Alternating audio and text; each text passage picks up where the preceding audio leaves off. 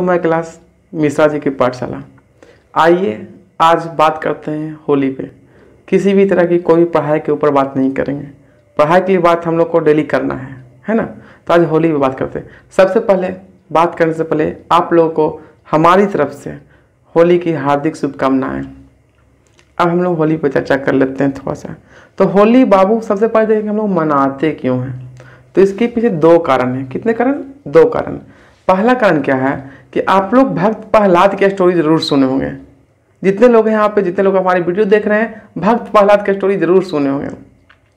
तो उनका स्टोरी ऐसा रहता है कि भक्त प्रहलाद के एक पिता होते हैं जिनका नाम होता है हिरण्यकश्यप। तो जो हिरण्यकश्यप होते हैं एक राक्षस प्रजाति के होते हैं।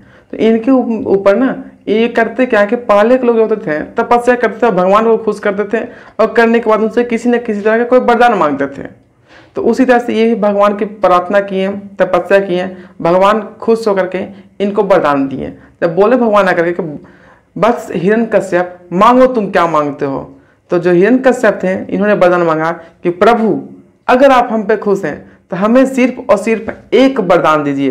वो वरदान ऐसा होना चाहिए कि ना मैं दिन में मरूं ना रात्रि में, ना मैं अस्त्र से मरूं ना मैं शस्त्र से, ना ही मुझे कोई इंसान मारे ना ही कोई जानवर, ना मैं घर के अंदर मरूं ना मैं घर के बाहर। तो भगवान कहते हैं कि बस तथास्तु। इसके बाद भगवान जो होते हैं जो अंतर ध्यान हो जाते हैं। हिरण्यकश्यप इसके बाद फूला नहीं समाता। एक्चुअली होता क्या है कि आप लोग भी पढ़ते होंगे तो आप लोग अगर किसी चीज़ का फॉर्मूला कोई मैथ सही से बनने लगता होगा या तो कोई इसी तरह का कोई कंसेप्ट सही से समझ में आता होगा तो आप लोग अपने आप को उस कॉन्सेप्ट का टीचर समझ लेते होंगे। उसी तरह से बिल्कुल हिरण्यकश्यप भी था। जब उसको घमंड हो गया, एक्चुअली होता क्या है ना, कोई लोग ज़्यादा जान लगते हैं तो उनको घमंड हो जाता है, बिल्कुल हिरण्यकश्यप के जैसा। तो वो भी अपने आप को पूरे राज में खुद को भगवान घोषित कर दिया कि भाई जो हम हैं भगवान है, मेरे सिवा कोई किसी और भगवान की पूजा नहीं करेगा। लेकिन खुद हिरण्यकश्यप का बेटा भक्त प्रहलाद भगवान विष्णु की पूजा किया करता था। ये चीज हिरण्यकश्यप को कभी बर्दाश्त नहीं होता था। कतई वो देखना नहीं चाहता था कि कोई हमारे महल में ही दूसरे भगवान की पूजा करे, क्योंकि वो खुद को भगवान समझने लगा था। उसको घमंड हो गया था कि मैं अमर हूं, है ना। तो इसके बाद क्या होता है कि प्रहलाद जो होते हैं विष्णु की निरंतर तपस्या करते रहते हैं।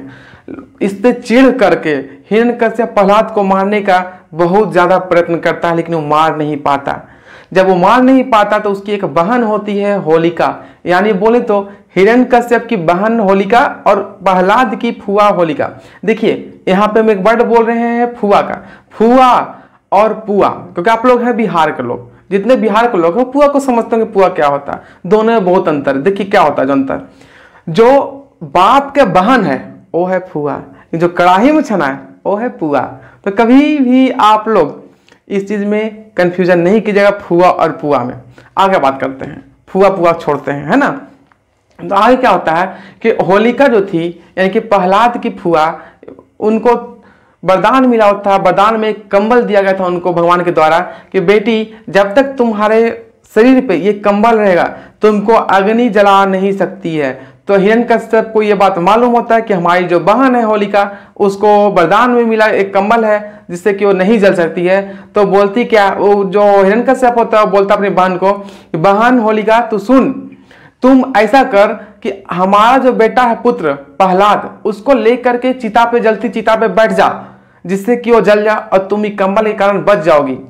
तो बिल्कुल ऐसा ही होलिका भी करती हैं। लेकिन भगवान की माया अपरंपार होता है, इनकी माया को कोई नहीं समझ सकता।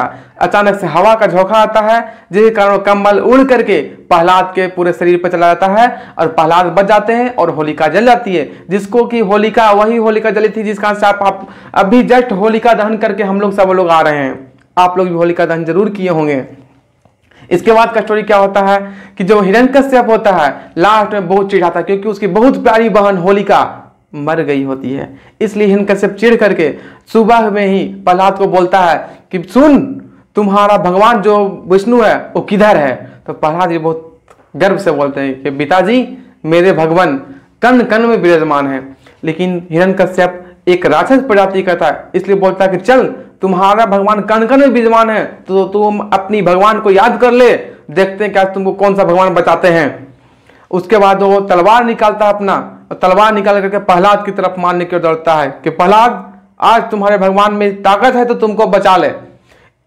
मारता है, प्रहलाद हट जाते हैं, इस कारण से एक खंभा टूटता है। खंभा बोलते हैं, पिलर को हम खंभा बोल रहे हैं। एक पिलर टूट जाता है उसके राजमहल का, कुछ नहीं होता है।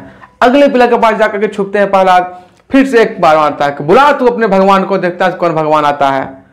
दूसरा खंभा टूटा, कुछ नहीं हो।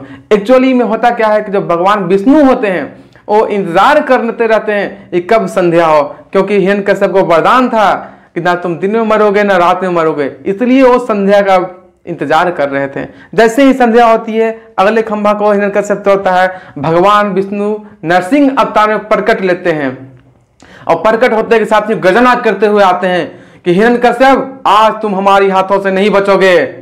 और जब वो आते हैं तो उनका जो शरीर होता है आधा मानव का, नीचे गर्दन के नीचे का पार्ट होता है मानव का होता है, लेकिन गर्दन के ऊपर का जो पार्ट है वो एक सिंह का होता है, एक लवायन का होता है।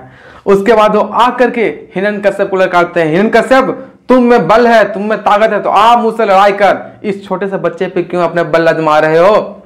इसके बाद जब हिरण्यकश्यप जाता उनके पास तो खुद भगवान विष्णु हैं, उन्हीं का एक रूप है नरसिंह अवतार, तो वो क्या किसी से डरने वाले थे।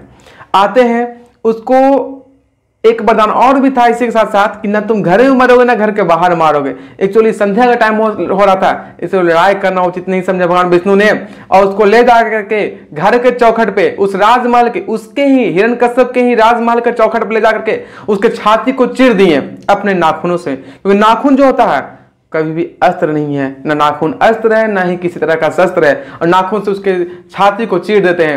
यहीं पे हिरण्यकश्यप का मौत हो जाता है। फिर भी नरसिंह भगवान जो होते हैं शांत नहीं होते हैं, उनको शांत करने के लिए जो प्रहलाद भक्त प्रहलाद थे उन्होंने उनकी स्तुति की और शांत होकर प्रहलाद को अपने गोद में खिलाते हैं। यहाँ पे ये स्टोरी हो गया क्लियर। इसके बाद क्या होता है, पहला रीजन हिरण्यकश्यप और होलिका की मौत के कारण हम लोग खुशी मनाते हैं होली को, और दूसरा रीजन क्या है कि हम लोग हिंदू धर्म से बिलोंग करते हैं, हम लोग हिंदू धर्म को मानते हैं। हिंदू धर्म में कभी भी नया साल 1 तारीख से नहीं आता है, हम लोग 1 तारीख से यानी कि 1 जनवरी से नया साल मनाते हैं, ये हम लोगों का नहीं, ये अंग्रेजों का है।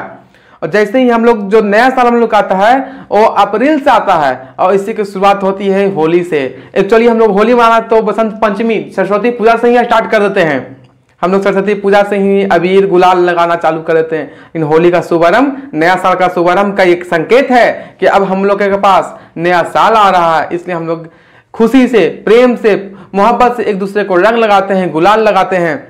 यहाँ पे होली, अब यहाँ तो होली तो यहाँ पे दूसरे तरह से किस तरह से हम लोग मनाते हैं, पहला रीजन। दूसरा रीजन किरल हो गया। अब बात करते हैं कि हम लोग को होली में क्या करना चाहिए, क्या नहीं करना चाहिए। सबसे पहले आप लोग कान खुल के सुनिए, होली में जितना रंग अबीर गुलाल लगाना लगाइए, जितना पानी चाहे जे पूरा पोइए, कोई नहीं मना कर सकता है। रिसोर्सेज पे जितना दूसरे का अधिकार है उतना ही नेचुरल रिसोर्स पे हम लोगों का भी अधिकार है, लेकिन कभी भी हम लोगों का जो आपसी प्रेम होता है वो नहीं बिगड़ना चाहिए। ऐसे लोगों को ही रंग लगाइए जिनको कोई आपत्ति नहीं रंग लगाने में हो। अगर आप ऐसे लोगों को रंग लगाइएगा जो लोग चिढ़ते हो तो बाबू उनका भी होली खराब, क्योंकि वो भी दो अच्छा अच्छा आशीर्वाद देंगे आपको, मतलब गाली, और आपका भी होली खराब है कि आपको भी 2 आशीर्वाद मिल जाएगा। इसलिए हमेशा उन लोगों के ही होली में रंग लगाया कीजिए, अबीर पोरा कीजिए जो कि आपसे रंग लगवा करके खुश हो। और दूसरी मेरा खास हमारा आप लोगों से अनुरोध है कि कभी भी अश्लील गाना नहीं बजाया कीजिए, क्योंकि आपके घर में भी माँ बहन है, आपके आस पड़ोस में भी माँ बहन है। क्या अश्लील गाना शोभा देता है? नहीं देता है, बिल्कुल नहीं देता। आजकल के जो भोजपुरी गायक हैं वो भोजपुरी को बदनाम कर चुके हैं, मगही को बदनाम कर चुके हैं, बिहार को बदनाम कर दिए हैं। कभी नहीं ऐसा, बिल्कुल नहीं ऐसा आप लोगों को करना है। कभी भी अश्लील गाने को नहीं बजाना है। हाँ, होली का बहुत अच्छा गाना है, हम लोग तो बिहारी लोग हैं, बिहार का कहना ही क्या है, एक बिहारी 100 पे भारी। आप लोग अच्छे से होली मनाइएगा। लास्ट बात, हैप्पी होली। आप लोग के होली के ढेर सारी शुभकामनाएं। मिलते हैं जस्ट अगले वीडियो में, तब तक के लिए जय हिंद।